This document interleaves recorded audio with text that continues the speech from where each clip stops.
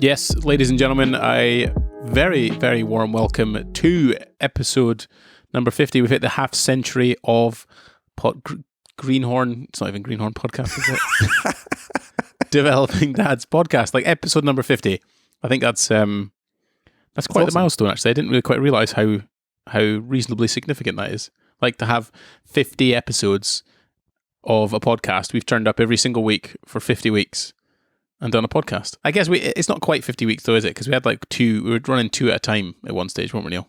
Yeah, so I think we used 2 from your old fitness days. But yeah, I was saying to Rebecca just over dinner tonight that like it's not often you can kind of commit to something at the start of a year, and then you're almost at the end of the year, and you've almost completed it. I know. Was it a New Year's resolution? Maybe it was, maybe it wasn't, but. Yeah, we're at episode number 50, and we thought we'd kind of talk about why we started the podcast. So maybe this is your first episode or your 50th episode, but remind ourselves of why we were doing the podcast. Go through some of the thoughts of how we've enjoyed it, what it costs, whether or not it's been a great experiment or will continue to be, all these kind of things. But yeah, that's today's podcast. That's what we're going to get into. But we always start with the usual round of things. And again, if anyone's watching on the old YouTubes, Neil is continuing to develop. It's getting worse. I think you can actually see it now. Whereas before it was just like kind of bum fluff. Now it's turning into something that might get him arrested. And I am in fact referring to Neil's Movember tash. And my crazy haircut. A haircut that's not happened yet. I'm well overdue one. So yeah, it does make you look over the age of 12 now. So it was funny. I was putting Ayla to bed tonight just about 15 minutes ago, and I'm reading her a story. At the end of the story, she's like, "Dad, why have you got a mustache?" It's the first time she's ever noticed it, and she kind of laughed. And she asked me to shave it off because it looks silly. Well, I'm quite impressed by her vocabulary. I mean, how many 7-year-olds know the word mustache? Why would they? So I explained kind of Movember and men's mental health, and she had a wee giggle because, like, at that age, men's health, it's not really a thing. But yeah, I explained that sometimes men's mental health struggles a little bit, and the thoughts in their head get a bit too much. And there's a charity out there called Movember that raise money for men's health, as well as kind of the cancer side of things as well. So yeah, I had quite a good conversation. Don't know how much went in to her head, but hopefully it spurred on a conversation. I'm glad she thinks the same of it as I do, and probably most of the rest of the family. Well, Rebecca's actually stopped kissing me. So. Oh wow! Didn't expect that. Wow, look at that! So you're ruining your marriage, your relationship with your children. All in the name of awareness. Yeah. So how was your week, Neil? How have you been? You haven't been attacked in the street or anyone's taking pictures of you or arrested because of that mustache? What else have you been up to? No. It's been actually it's been a roller coaster of a week, and I'll go into a bit more detail than. Please do. If it's been a roller coaster, please get into it. Get stuck in. So I think we last recorded the podcast. I don't know, mid last week. Anyway, a standard 4-day week for me, so I was off on the Friday. And my weekend kind of started the night before. So Thursday I went out with Cameron and Craig, which was just guys from work. And Cameron's a kind of a friend from a previous job, but we had dinner. I hadn't seen him in like 6 months. He's been away gallivanting with his new company. So it was really nice just spending time with them, and went to a nice Dishoom Indian. And yeah, it was just a class night. And then Friday I decided to volunteer. So Rebecca and her friend wanted to go and do something together in the morning. There's something arranged or something like that. And Rebecca's friends got kids. The schools were off because it was an in-service day. So I decided to volunteer and take their 2 kids as well as my 3 kids. So I was working with 5 kids and one of me from like 9 in the morning until 2 in the afternoon. So I guess that's part of the roller coaster, maybe coming down. So it started off really good at Thursday, came down a little bit to a frazzled Neil by Friday afternoon. And yeah, Friday evening, didn't really do too much. I think we just chilled. And then it all turned, the roller coaster kept going down. And Friday, during the night, both the boys, I've got twins, if you're a new listener, they decided to have a sickness bug. So from about 10 p.m. till, I don't know, no idea what time it was, but constantly up and down, cleaning up sick. They're probably each sick about 3 or 4 times. So 8 times altogether, different beds. So that was just mad. And then thankfully I had a brunch planned with a friend on Saturday. So I got to escape a little bit. So I went to brunch with a friend in Edinburgh, which again was really nice, and came home to a frazzled wife, and the kids were just still being sick. So Saturday was a bit of a write-off, but the brunch was good. And then Sunday, the kids woke up brand new. So they ran to the park. They, had a great time at the park with a few friends. Then we went to see the Christmas lights being turned on in the village I live in, which was nice. Saw Santa, saw a pipe band, that kind of thing.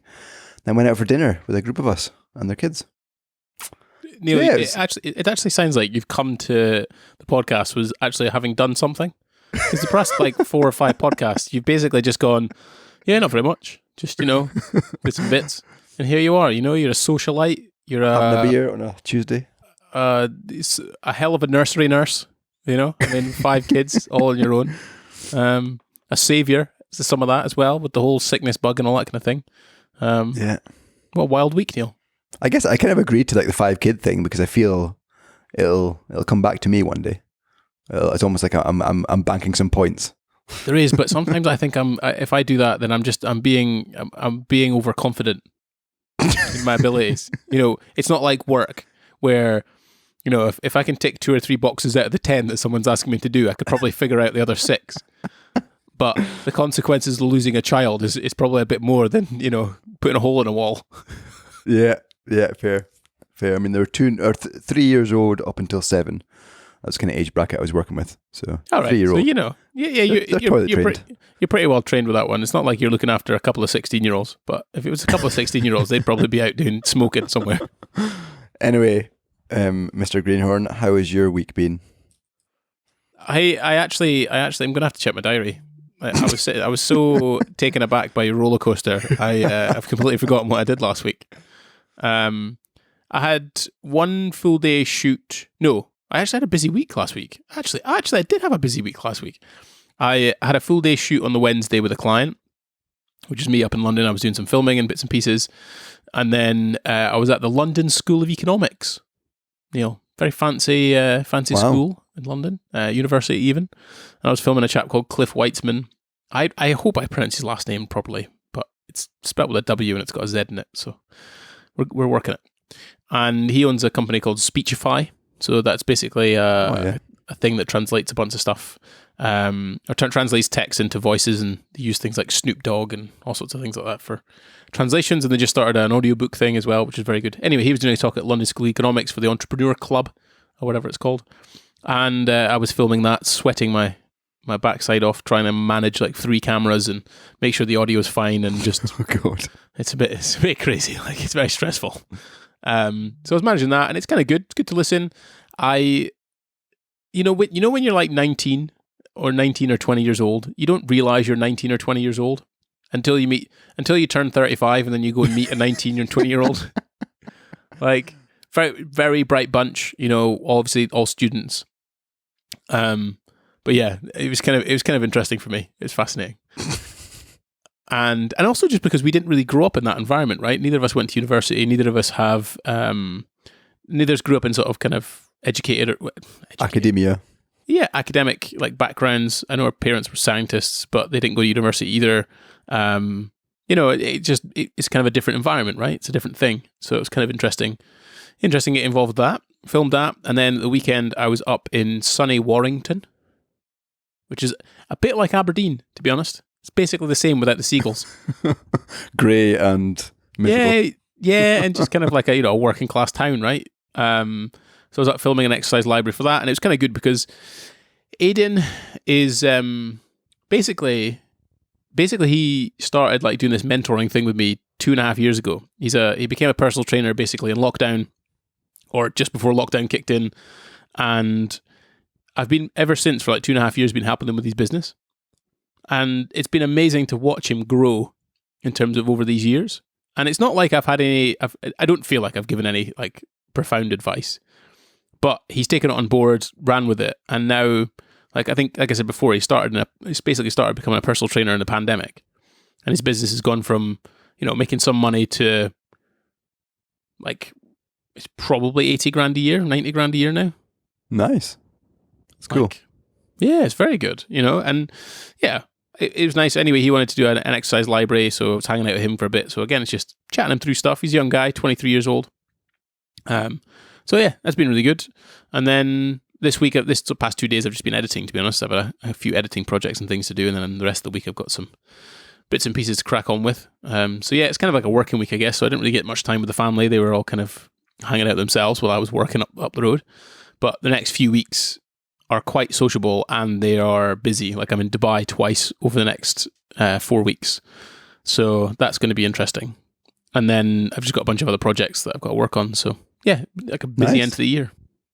And on Monday, we've got a special podcast in a special location. Oh yeah, we do actually. That's a good point. I keep forgetting about all these things. Do you know if it's video as well or just audio? We can video it, Neil. I've got my own stuff. Your brother's a creative professional. Fair. I might see if I can get a guest, but we'll see. We'll try. It's going to be a fun one. That leads us on quite nicely to the whole topic of this podcast, and us starting this thing and what it is. And now we're on episode 50, which feels kind of a bit nuts actually to think we've had 50 conversations, or 48 really if we take the other sort of 2 out.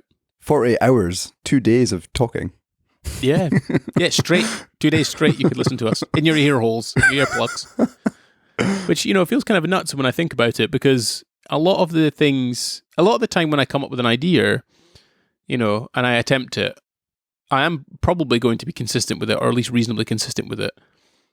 But I never sort of set out to think, right, I'm going to podcast for exactly a year, or I'm going to podcast for this long, or it's going to be like this. It was genuinely. I had a level of inspiration from something and went, Neil, do you fancy doing a podcast? Yeah. That's the start of it. Yeah, because there was no plan, right? There was no, I kind of had an idea how I might edit it. I kind of knew the platform that I might use. I'm not inept at the point of like, if it's a microphone, like how to plug stuff in, like I can work that out. But there wasn't really a plan to it. There was no like kind of content plan or niche or, upload schedule or any idea about how to produce a podcast really, or how to do it apart from maybe some of the editing stuff that I understand. And I'm kind of glad you were part of that. What did you think when I asked you and I was like, Neil, do you fancy starting a podcast? What was your first reaction? Do you remember? I think I just kind of, I don't know, I laughed it off a little bit and I was like, yeah, fair enough. I'll try it. I'm always kind of down to try most things. And then I remember I was down at yours for New Year last year, and you gave me one of the microphones you had lying around. I had it in my bag, and it was quite heavy because it had a big stand as well. And I remember going through the security, and I had carry-on luggage that went through as well, and it got stopped because the amount of metal it had in it. And the security guy was like, "What's this for?" And I think it was just the stand, so the microphone wasn't attached to it or something like that. And I was like, "Oh, it's for a microphone stand. The microphone's in the bag as well. I'm starting a podcast." And he just kind of laughed it off a little bit. But yeah, so I went up the road with a professional microphone, and I guess I didn't think it would last this long. I thought we would have come up with some barrier, or just like, there were some times we were recording on Sunday night, ready to go Monday morning, or there's kind of technical issues that were just so frustrating. We'd get to the end of a podcast and it would fail.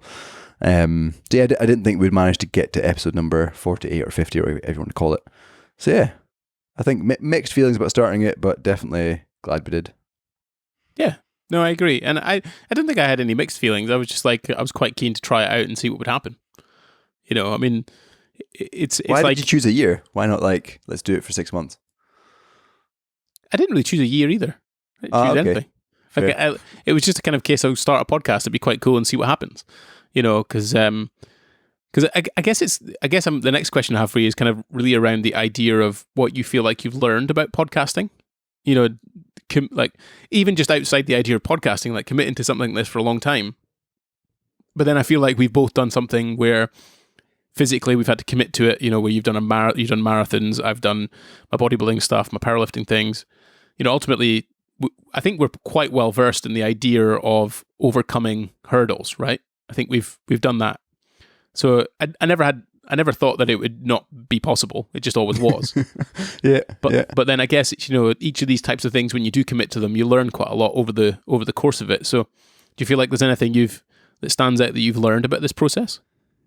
I think I probably learned a lot about myself. That sounds a bit funny and a bit cliche, but one of the biggest benefits I saw from recording this podcast was the amount of reflection I've done. So some of the episodes we've talked about have been pretty deep. So things like what makes you happy or what's your purpose. And like to answer that question and to talk about it for an hour, you can't just, I guess, wing it and go into it. There needs to be some kind of thought process behind it, some kind of notes. And we've mentioned we take notes in Apple Notes for each episode. And also like having conversations with friends before the episode. So there's been quite often when I'm recording an episode at night, I'll bring it up with a colleague or my wife and it just, I don't know, I think I've probably learned a lot about myself.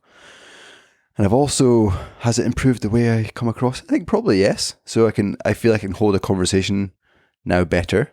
I think if we probably listened to some of the earlier episodes, it felt more like you were driving most of it. And I think naturally you do, but I think my answers might have been a bit quieter and a bit shorter.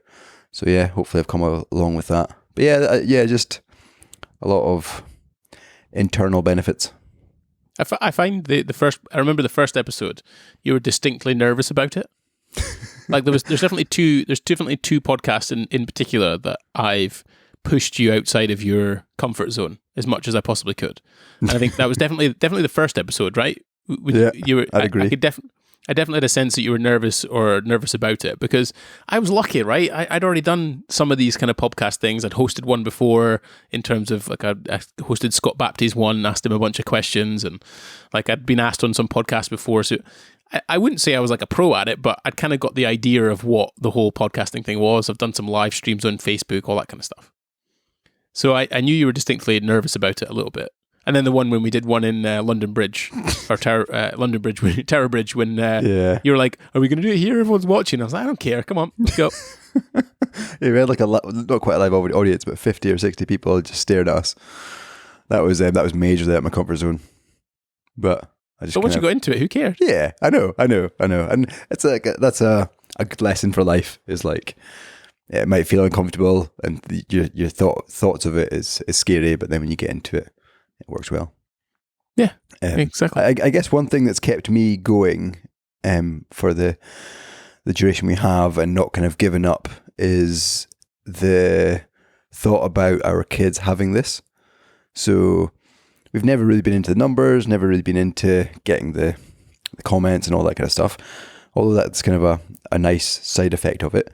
The biggest motivation for me is to be able to storytell events, like we've done my stag do, for example, but also kind of narrate my thoughts in my head and like what I think my purpose is, what makes me happy, what gets me out of bed, what keeps me motivated, all that kind of stuff, which I think gets lost for 99% of the people.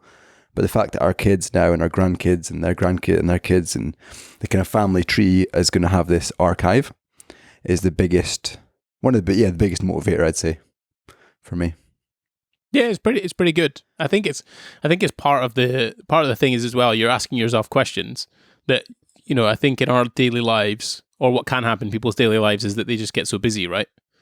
You've got work, you've got kids, you've got pressures on financial things, you've got friends, you've got other family members, you've got decisions to make.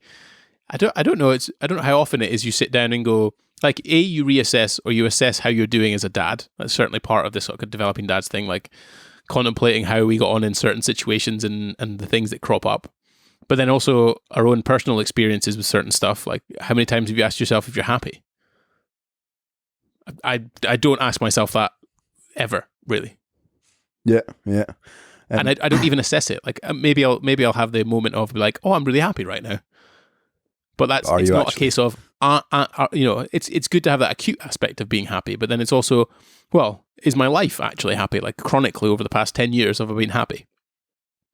Yeah. And thankfully we're both able to probably say yes. I'd have thought so. Yeah. Hopefully. No, I think hopefully. I had a pretty good realization. Don't know what the right terminology is. I can't remember which episode it was, but we were talking about our future maybe or something. Anyway, the big revelation I had was I've always been very career driven and always wanted to kind of get to the next level and get promoted after year, earn more money and that kind of thing. And I realized that there's probably a ceiling that I am at just now that I'm comfortable being for the next 5 or 10 years until the kids grow up and they get their own lives and they're kind of, driving about themselves and at university or at college and out the house. And then that's when I can kind of reassess my kind of career and maybe look at taking a bigger step up, do more training. But right now I'm happy with just kind of staying as is. And it was just an interesting thought process. I've always been like, I need to progress, I need to earn more money. But when you actually think about it, I'm happy working 4 days a week and I get to see my kids every day. And I don't think I don't want to change that for the next 5 or 10 years. And that only came about, I can't remember what episode it was, is when we talked about it on the podcast.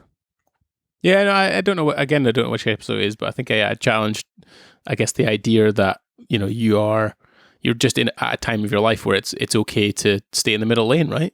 Do 70 miles an hour, and there's nothing wrong with that, is there? Yeah, and I can do 100 mile an hour when I'm in 10 years' time when the kids have moved out, or yeah, and you can do 50 mile an hour, in the slow lane and just sit there, right, in your Merc or your Tesla with its auto drive aspect of things. Because I think that's what the podcast has done to some extent is. When you're asking those types of questions, or where we're doing that little bit of research, like we'll kind of get into the practical aspects of how we do this podcast. But part of the notes thing where we come up with an episode title, or we come up with some titles, and then we both write some thoughts or things that we're going to potentially talk about. I think when I do give it time, it gives me an opportunity to sort of reflect on either like being grateful for what's happened, or what I'm about to do, or how I've done things, or any of that kind of stuff. But also then even actually just sitting down and going, what do I want to be in 5 years or 10 years time, or what has actually been beneficial about this podcast, and writing down a few things. I'm like, oh, it's this, and this was cool, and that was cool, or maybe we could add this or add that. And then we actually talk about it. So it's like the agenda, in effect, to some extent, of a meeting. And then you actually talk about it in the meeting. And then afterwards, you decompress a little bit, because I actually listen to the podcast again semi-regularly. Like when I go to work, I'd listen to probably at least 75% of it, maybe even 90% of it, and actually reflect on, how am I coming across? Am I being a bit of a dick, or am I being good, or am I saying things that are interesting, or am I just rambling like an absolute moron? So it's giving me those kind of things, that balance, right? Where I get the idea of, I get to sit down and think about something and go, well, I want to say something interesting, or at least try and reflect on stuff that we're going to talk about. And then it's the actual talking, which is the having good the bit, conversation. Right? Get out there. Who cares what you say?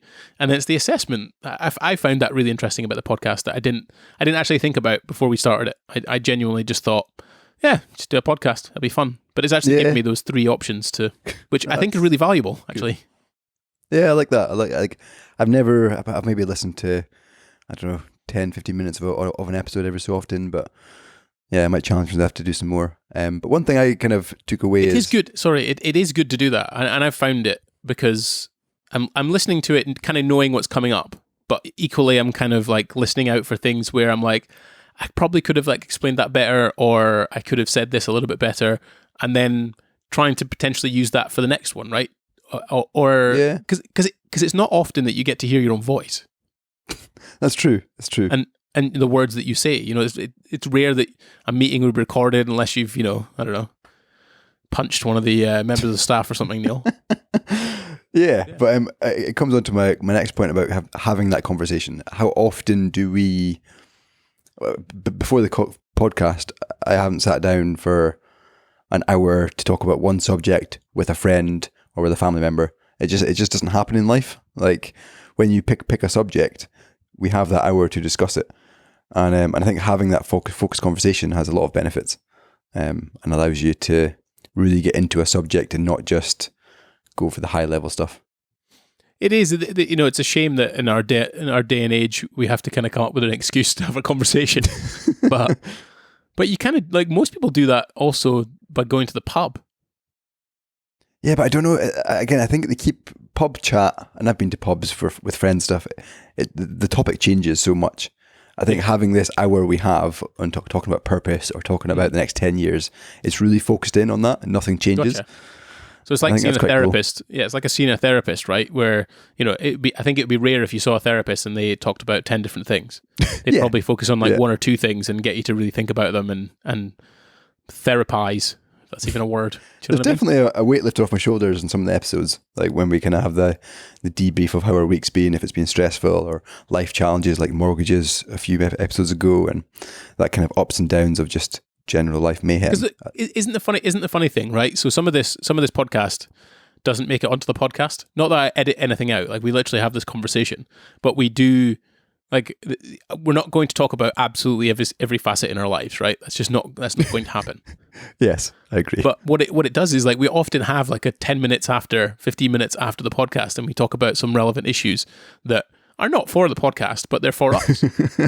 Yeah, no, I get that. Yeah, and that's good. I think that's been helpful, because I think that creates more unity and more discussion and more confidence in terms of us dealing with certain things that don't make it onto the podcast, right?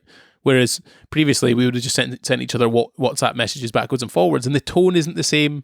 The kind of the care of the voice isn't necessarily the same. It's just text on a screen, and that could be anyone, right? Whereas when I'm having a conversation with you, it's like you're my brother, right? And it's a much different way, because I can hear you, I can see you, versus like the disconnect that we fundamentally have, which is always going to be there, which is the distance that we have. But it's so different to WhatsApping or whatever else. And I think the podcast for me has facilitated that type of growth, I think, between the two of us.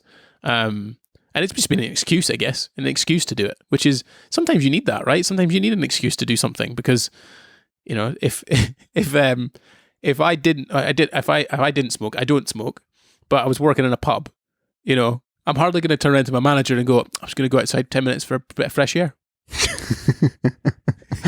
People go, I'm going to go outside and have a fag. And that's okay for some reason. Yeah, exactly. So I think that's definitely got to be one of the best parts. And I think the best part of the podcast, I felt, is certainly that in-person thing that we've done.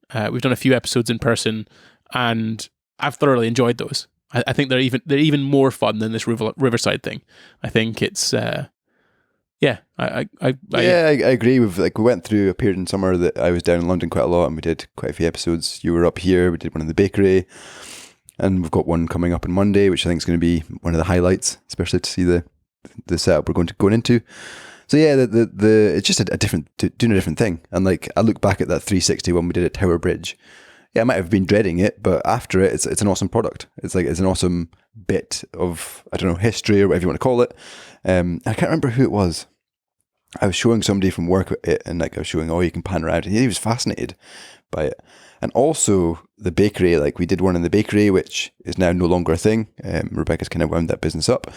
But we've captured a video there, and we've captured the kind of, I don't know, us having a coffee and a cake and a chat, which we wouldn't have done, and like there would be no video of that bakery. I don't know, it's just quite a nice thing to look back on.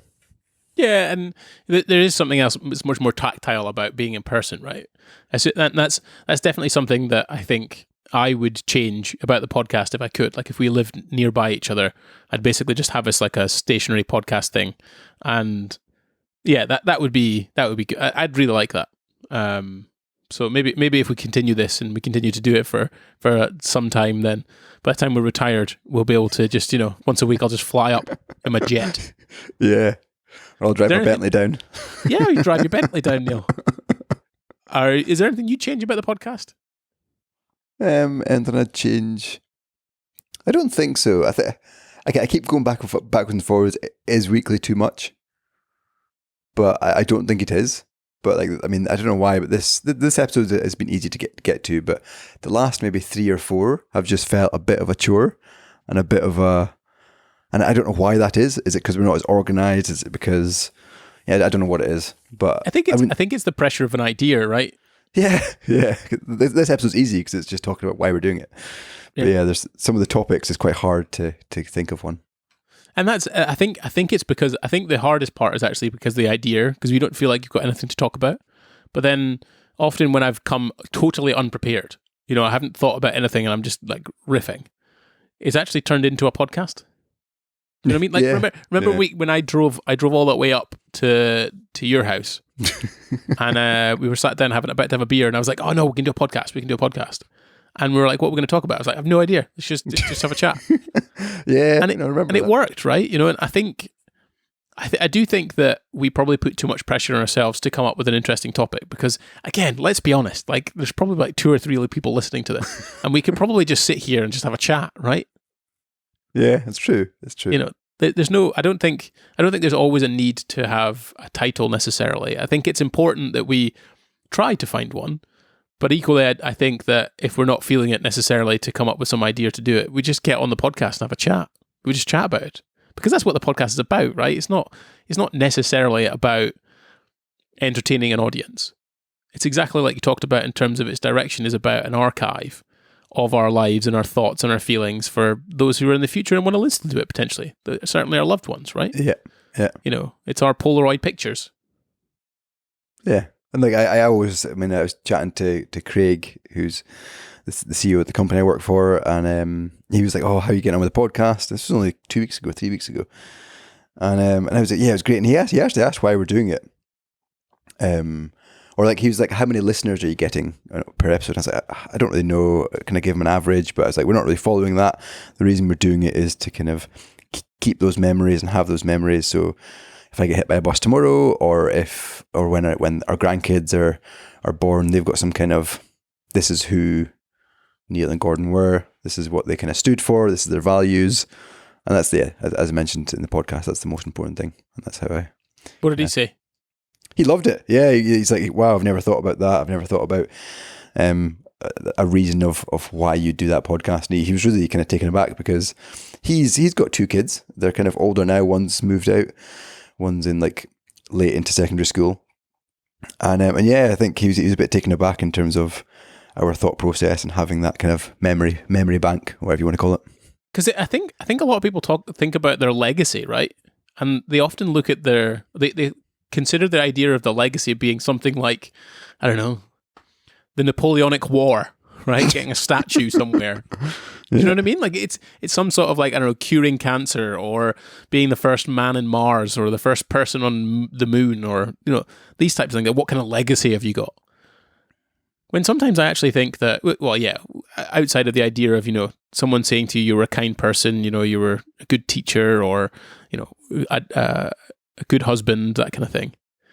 I guess because we have all this equipment now and all this kind of freedom to do so, you can literally let other people decide what your legacy was by listening to your content or listening to your voice and what you were doing. And you can leave like a trace of crumbs, right? You can leave that kind of little thing out in the atmosphere for people to download and listen to at any time. And I think I guess this is kind of forming part of what maybe something to do with my legacy is hosting a podcast and talking about a bunch of shit that I thought about and cared about at the age of my 30s. What was I doing? Yeah. And like, I kind of look, I always think about, and this is quite morbid, and I've said this in the podcast before, but like when I'm not here and like what Isla and the boys are going to get up to and stuff like that. And yeah, I don't know, I just have an imagination of like Isla or the boys sitting on a bus to work or to college or something and listening to us talking. And I don't know why, but that just it just makes me smile. That kind of thought process. But yeah, it does, because I think it maybe comforts them and sort of gives them an idea, the fact that we're still there in a sense. Like the voices are never going to disappear; they're going to keep going. Yeah, and we've got the videos as well on YouTube, and like going into, I've seen some of your notes of capturing like some of the systems we use and stuff, but the cost to entry and the cost of continuing to do it is very low for the value I think it's going to give our grandkids and our kids and stuff like that. Yeah, I'd say so. I think I'd already purchased the stuff because I originally wanted to start a Greenhorn Fitness podcast and I wanted to do it in person, and I'd actually recorded like 4 episodes, and I just never got around to publishing it, I guess. And I think it would have been good, and I'd definitely enjoyed doing it, and I would have hoped it would have been reasonably successful. But it was obviously as a marketing tool and something that I'd enjoy and want to use, because ultimately when you've got a podcast you can leverage it to some extent in terms of like appealing to authority, because you can have people on it that yeah, you can ultimately use their audience and stuff, and then they can get to know you and all that kind of thing. Because we use it, we've got one for the PT project stuff that I've been doing. We've got a podcast there, and that does really well. Gets pretty good numbers, and it's certainly very good for the advertising of our courses and things. But yeah, the entry wasn't that much. Like I think the microphones and stands and all that kind of thing were about 400 or 500 quid to do everything about it. And I think the continued running costs of the podcast are about £30 a month, not much more than that, which is pretty good. And you could probably go much cheaper than that, to be honest. Like I think there are certainly other microphones that we could use that would be perfectly sufficient that you wouldn't necessarily need to use any other time. And I think some of the other aspects that were really helpful for me actually wanting to do this thing is that I already knew how to edit a podcast to some extent. You know, working in Ali Sphere, there's a bunch of stuff that they used that was basic, or they don't actually use it, but they were talking about where, you know, to edit a podcast or make it sound really nice, there's this basically technology or this online thing where you can upload the files and it'll turn it into a really good sounding podcast. You know, and it basically does it all for you. And I'm trying to work out other aspects of how to make it even better or easier for us to do that. But yeah, it's like all of that just makes my life easier. So now it often, when I was thinking about the sort of the Greenhorn Fitness podcast, I was slightly kind of like annoyed and taken aback by the amount of time it would potentially take me to edit the podcast. And I didn't want that. I wanted to make sure that we could just get through an episode. I didn't have to like top and tail or change anything. It was literally just start, stop, that's it, and then make it sound good. And because of all the things we use, like we use something called Riverside, which we're recording on right now, which does a really good job most of the time in terms of giving us like audio and visuals. And then we use something called Auphonic, so it's AUPH something or other. And it basically makes it sound really, really good. So when you're listening to it, it's almost like studio quality, isn't it, Neil? It's fantastic. Yeah. And then we use a really simple platform that spreads it across all of the podcasts. So Spotify, Apple, Google Podcasts, and things called Simplecast. And again, they don't cost much, right? Riverside's like 15 quid a month or something. I think Auphonic is maybe £8 a month or something. And then I think the Simplecast hosting is maybe £10 a month, something like that. So yeah, 30, 40 quid for essentially like 50 episodes, right? We've absolutely smashed through it. So it's really, that's why, like, I think that's why I wanted to start it, because it was like, it's just too easy, right? It's too easy now. Whereas before we'd have had to come up with like some fancy idea to record something and, you know, it just wouldn't have been this easy. But now it's just, to make content, it's just pimps. It's not like, why would you? Yeah, I think one of the biggest things that I purchased was, I mean, I got this off the microphone I'm using off Facebook Marketplace for like 50 quid. And I think it's about 150 new. But this allows me to sit on the sofa, sit anywhere I want. I've got this cable, and then I've got, what do you call this thing, Gordon? This box? USB interface, XLR USB interface. There we go. That kind of plugs into the laptop, and it's just such an easy setup that I can take anywhere around the house. I could do it from the office. I can do it from a hotel room. And it's just that low barrier of entry. I don't have to sit at a desk. I don't have to have a stand that's here. I can just flex this microphone out, and it's good. That's a good point, actually. Like the two things there, the low barrier to entry, like how easy can you just plug and play? And yeah, we literally I've got two cables, an amp thing, a microphone, and a USB interface thing that basically just plugs into the computer and it goes. Like, first of all, that's very easy to set up. You do not need any technical capabilities. Like, it'll just work. But then also, like, I think the priority for a podcast, and it was always going to be about that, was the sound. So it was like, I get a good microphone, make sure it all sounds good, and that's it. The rest of it, I don't care. Like, I couldn't care less that I'm sat in my bedroom and it's horrible light behind and whatever else, you know? How it looked was not a priority whatsoever. It was all about how it sounded. And sound is so much easier to manage than video. You know, you just need a quiet room with the good microphone and you'll be absolutely fine. Yeah, I mean, I've listened to some podcasts, and friends have listened to some podcasts which they're just on the laptop microphone, or even worse, on their phone microphone, and it just sounds so tinny. And I actually stopped listening. Like, I can't, especially I've got AirPods in. It's just, I'm not into rubbish quality podcasts. But it doesn't even cost that. It doesn't even cost that much, really, does it, Neil? Let's be honest. Like, for less than £200, you can basically get an entire podcast, a very high quality podcast setup done. You know, it's kind of weird that if someone was invited on a podcast, they wouldn't at least try and make it sound good.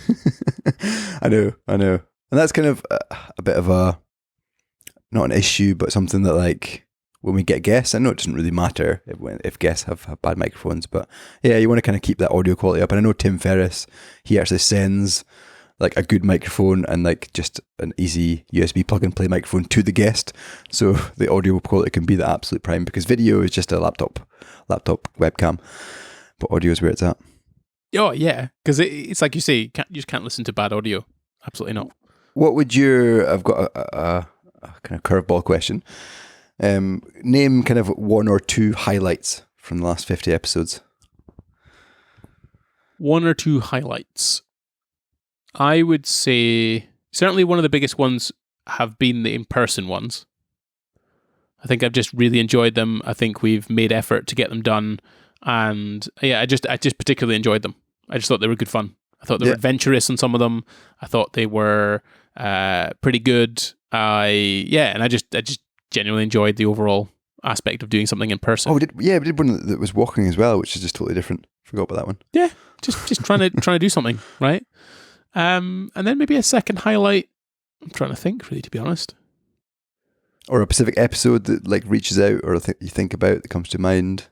Yeah, I don't think there's a particular episode overall. I think actually that one of the biggest highlights for me is just our level of consistency. Like, we've turned up for 48 weeks or whatever it is of this podcast. You know, and that's a real highlight for me, because it's like every time I turn up, it's, no matter what mood I'm in or what we've gone through or talked about, we just continue to do it. And there's a lot to be said for committed consistency. yeah, you get kind of a good buzz from it. There's something about that, right? And it's achievement. It is, and I guess some people try and keep things going when they probably should stop them or whatever else, but there's not, even though, I definitely agree the past maybe 3 or 4 weeks we've probably put too much pressure on this idea on like basically having an idea and a title and all that kind of stuff.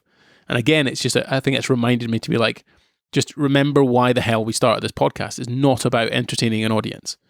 Like, like Ryan, your favorite Stoic, Ryan Holiday, talks about the idea that he has an audience, and the audience isn't there to not allow him to say whatever he wants. But on the side effect for us is like it's we just don't create content for an audience. That's not what we're doing here. This isn't about that. And if it is for an audience, it's for absolutely no one who's listening to it right now. Let's go to 42 minutes through. So I guess the highlight for me is it's literally the consistency, right? It's the fact that when I turn around to people and say we've done 50 episodes or whatever else. Like, even the likes of Ali Abdaal, the greatness himself, turns around to me and says, "Oh wow, really? You've done that many episodes? How'd you do that?" But it's true. But it's true because most people aren't consistent, Neil. And I think so. I think you get to a point where if you continually do something. In fact, there's actually a story about that. I think Casey Neistat made a vlog about this guy who he really wanted to be a rock star. Right? That was his absolute life dream. He wanted to be a rock star, okay? And you're exactly right. You're laughing at him. And for 20 years, maybe more, he just kept after this. Lived in a van, like just basically an old man by the time, like he was in his 30s or 40s before anything actually happened. Well, it just so transpired that this like documentarian basically found out about this guy who was trying to be a rock star for 20 years, and he was playing in shitty bars and doing all this kind of stuff. And he made a documentary about him. Lo and behold, that documentary did very well. Wow. The documentary did so well, this guy went on tour as a rock star. Because people loved his music. Wow. So it's kind of like, you got to be a bit nuts, right? To drag yourself through the mud for so long, and then just so by luck you end up there. But you know what? At the end of the day, it's like, I don't know. Yeah, sorry, I've banged on off about the highlight thing, but definitely the in-person stuff, I really enjoyed it because it was adventurous, it was interesting. And I think a big highlight for me is our consistency. Ultimately we had the vision, we had the mission statement, and we executed, and we are executing. We're right here doing it now. Yeah, no, I like that. Talking about consistency, there's this old friend, haven't spoke to him in a number of years, a guy called AJ, used to be a big friend when I was in school. He's big into his bass playing.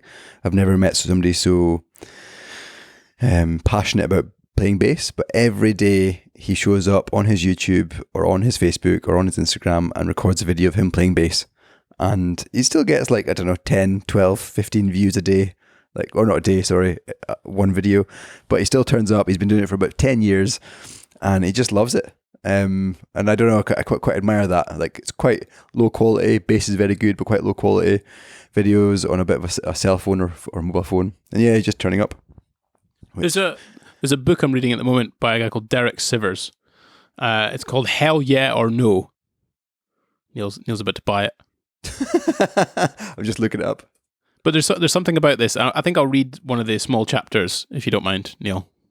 Oh yeah, okay. Okay. So one of the chapters is art is useless and so am I. Art is useless by definition. If it was useful, it would be a tool. For the past 20 years, I was obsessed with being useful. That one measure drove all of my daily decisions. How can I be the most useful to the most people today? That question served me well, but had its downsides. It kept me from playing and doing things just for me. It's no coincidence that I stopped making music 20 years ago. It didn't qualify as the most useful thing I could be doing. A few months ago, I decided to stop trying so hard to be useful. I needed a little more time, a little more me time. I stopped spending hours per day answering the strangers' emails. I started seriously learning my first foreign language. It's totally useless to anyone else, but I love it. Now I realise why all of my previous attempts to learn a language didn't happen. It was always a lower priority under all of my useful goals. I started playing music again for the first time in 20 years. Not trying to be famous this time. No care whether anyone else ever hears it or not. This is just for me. Just for playing for its own sake and loving it. It's hard to relax into this mindset after 20 years of the opposite. It's such a luxury to not think about you out there and how you might value me. At the top of every page of my website, I used to have a sentence that describes what I do. Another way of saying how I might be useful to the stranger browsing my site, but I erased it last week. For now, I'm nobody's tool. Wow. And I think that's what this podcast is, right? It's art. It's not useful. Like, I'm not, like, I get it. We're trying to talk about developing dads and whatever else and come up with sort of interesting titles and things. But this title isn't for anyone else to use, but to listen, to observe and to listen. That's all it is. And I think that's what the podcast is, right? It's something that's not a tool. It's not, I'm not trying to serve anyone. I'm literally doing it because I like fucking turning up and having a chat with my brother. That's it. Yeah. And it gets back to that point of like, we don't need to keep trying to find innovative new topics, titles, that kind of thing. We just need to turn up and do it. Yeah, I think it's useful because it gets us to that point, right? It gets us to say, actually, we're going to do a podcast, let's think about it. But I think sometimes if we haven't had the time or don't have the headspace to want to do it, we just stick with the value, the mission statement, and we go, right, let's do it. Let's have a chat. Talk about stuff. Yeah. Yeah. Like, why has Neil got a new plant on his left-hand shoulder? And yeah, it's been there for years. Is it? Is it a fake one? No, it's real. Oh, that's nice. That's cute. Is that all you want to talk about in terms of why we're doing the podcast, Neil? Yeah, I think so. I think we timed this one very well, I think, given the sort of the past few weeks and how we thought about the podcast. Yeah, no, I think I enjoyed this one. I'll end with a couple of my highlights. The first one is definitely at the start of the podcast I mentioned the realization I had of like slowing down and going a bit slower in life. That kind of 70 mile an hour analogy or 50 mile an hour analogy Gordon used is like, I've got different priorities now. So in my 20s, it was fine to chase careers and stuff like that. But now the kids are at that age where they realize that I'm going to London next week for the whole week. And then the next again week I'm in London. So 2 weeks I'm in London. And Isla's already asking, like, why am I going to London? And there's just, I wouldn't say anxiety, but just a bit of dread and a bit of, she's gutted that I'm going. So yeah, just taking things slow. And that was a really good realization, and it's okay to do that. And yeah, another highlight for me is just like looking through I was looking through all the episodes that we've done. And there's just been so many, like, I don't know, looking at our purpose, looking at the last 6 months and our review of them. our purpose, losing a job as a new dad, exploring our mental health. There's so many topics if you look through all the episodes that I think I can't think of my favorite episode, but yeah, the ones I just mentioned are probably up there. Should you have children? How do you set priorities? How do you protect your kids online? The highs and lows of life. Yeah, I don't know. It's just a plethora of good, wholesome content talking to my brother. I know. So when we do actually make it, we make it big time. They've got quite the catalogue to be working themselves through. Yeah, maybe we can take time off. Yeah. No, it's I do think part of the good things that we did as well, we batch recorded a bunch of them, right? So if we did have weeks where we were like, a couple of weeks where we were like, nah, you know what, let's take a week off. So I think there's probably something in that a little bit where we probably need to like get back to the idea of like batch filming something, because I think that's super helpful in terms of us just chilling out a little bit. Yeah, and especially with your Dubai trips. I've got a few London trips on the go. It might be a bit chaotic trying to get one in, but yeah, we can maybe take a couple of weeks off over Christmas. We'll see. We'll work it out. We'll see what we can do. Definitely. But yeah. Yeah, it's been a good episode number 50, halfway to 100. And you can find us on all the usual social media platforms. Instagram, which doesn't get updated much. You can message us if you've got any questions. Apple Podcast, you can give us a 5 stars if you want. Spotify, you can give us a rating there. But yeah, thanks for listening for the 2.5, 3.5 listeners out there. We're doing it, Gordon. All right. See you later. Bye. Bye.